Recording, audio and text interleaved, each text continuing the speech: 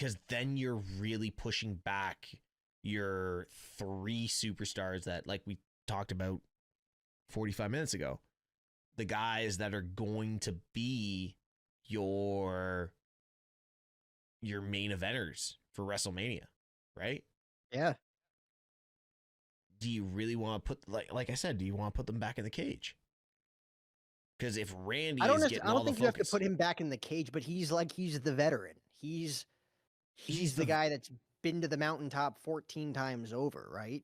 Like, maybe he's not like the official leader of the division, but it's like, by definition and just by the way that he has 20 plus years of experience on everybody else in that group, he's kind of the aforementioned captain of that group.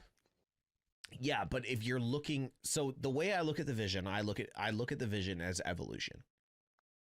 It's just, you look at the vision as evolution, then you go back from evolution, you go to the Horsemen, you look at the guys that came out and which direction they went, right?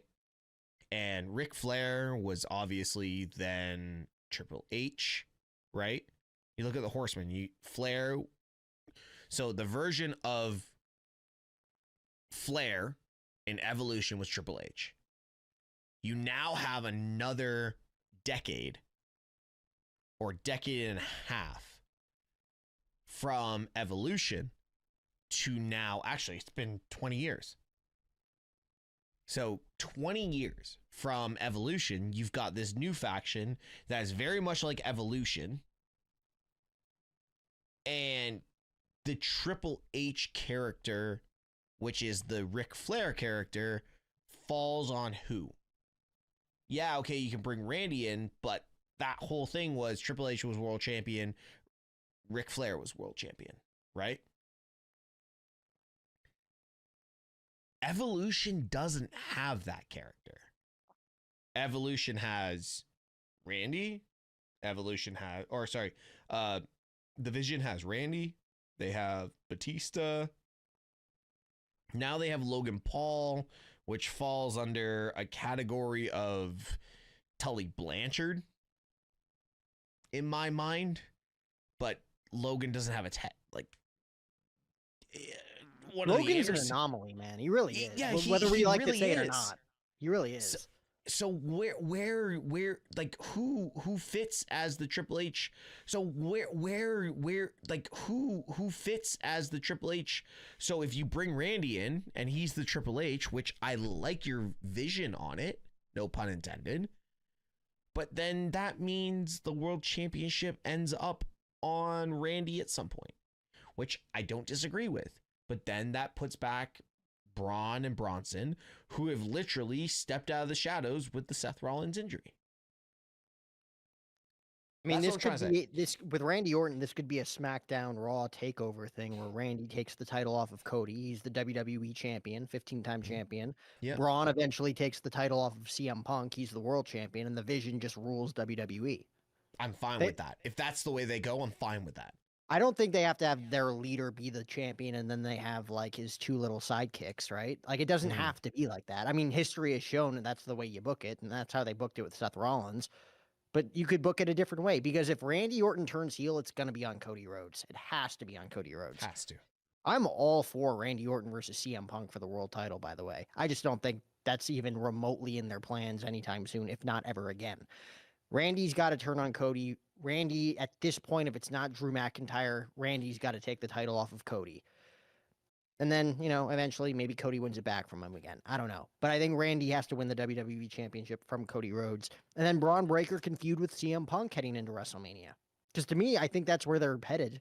I think Braun Breaker is going to face CM Punk for the world title at some point, whether it's at the Rumble, whether it's at the Chamber, whether it's at WrestleMania.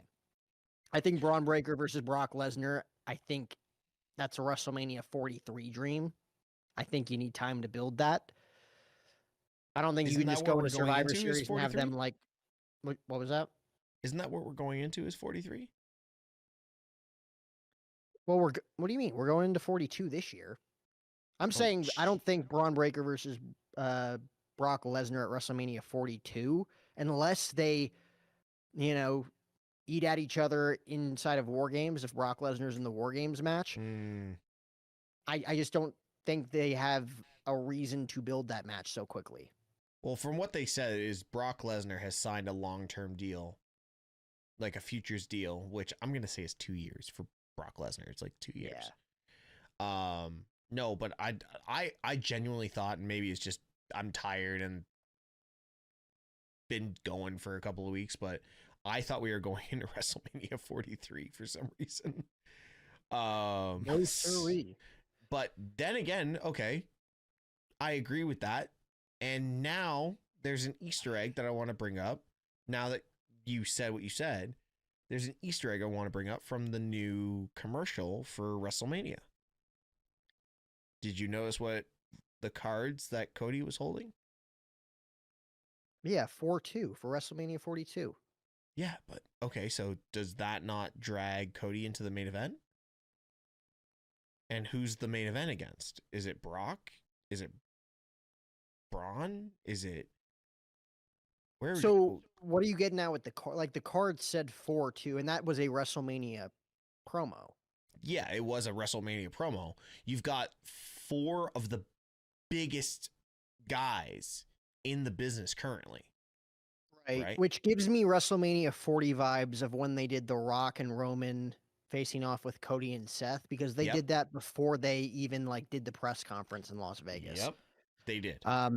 It didn't make sense at the time. It's the 4 biggest guys promoting WrestleMania. We're like this year, Lesnar, Punk, Rhodes, Reigns promoting WrestleMania.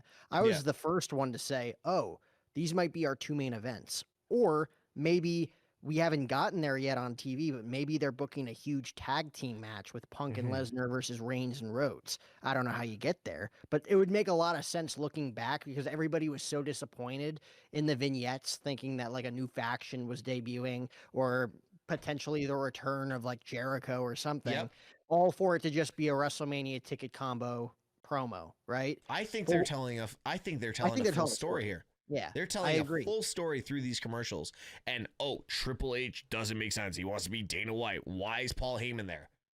This whole thing is a full story.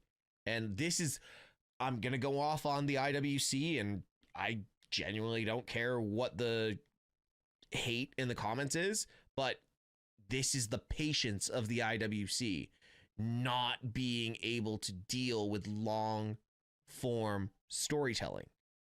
This is what we're getting.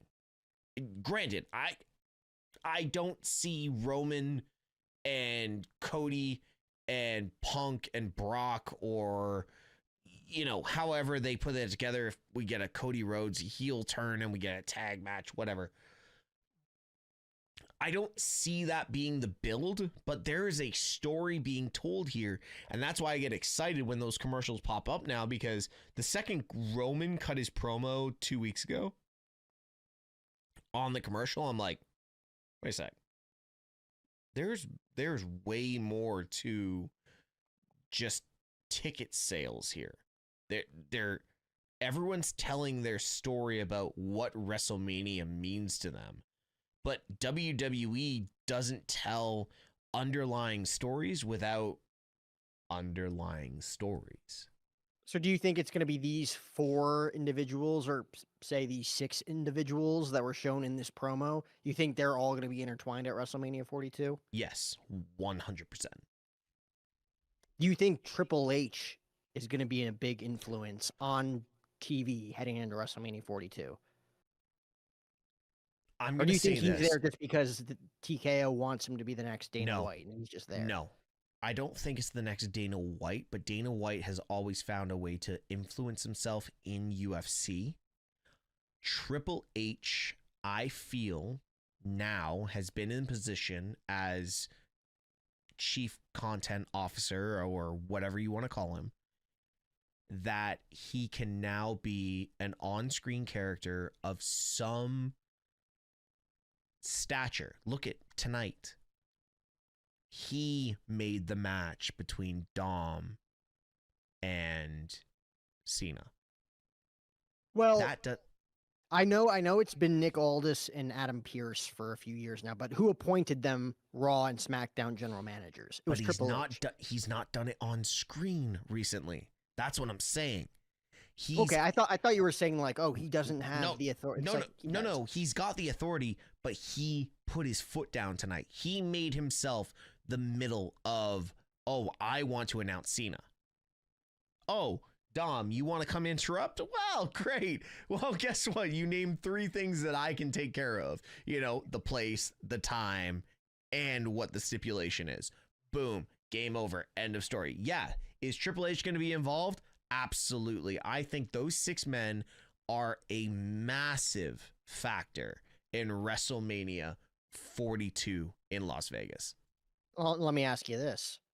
In those promos, him next to Heyman, watching those 4 guys play, did Triple H look like a face or a heel to you?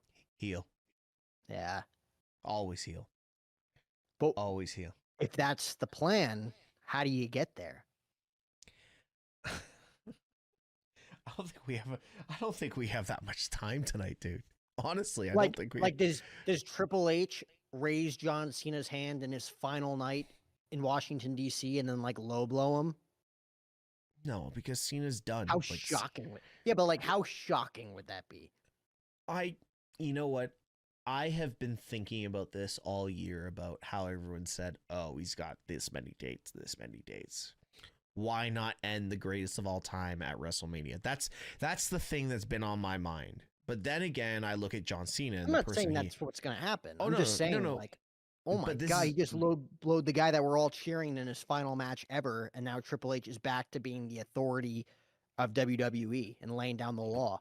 But this is my thought process on it. It's like Cena is one of those people that I believe genuinely, as much as I'm not a big fan of Cena, he is a man of his word, and he's a man of dignity and substance, where he says, if something he says, I'm not saying that he'll come back after that. I'm just saying it would be a shocking moment that would turn Triple H heel. But where do you go from that? It's John Cena giving to future storyline. Like John Cena, that could be his final moment. So then we go to a full circle of the boots left in the ring, and who is the person? What, Joe Hendry is going to come and back up? Like, he's going to be the guy that, you know, ended against Cena or lost against Cena. It's going to be Triple H, you know, costing Seth Rollins against Kevin Owens. Like, no. It could be at the end after John Cena like gives his goodbye speech and everything.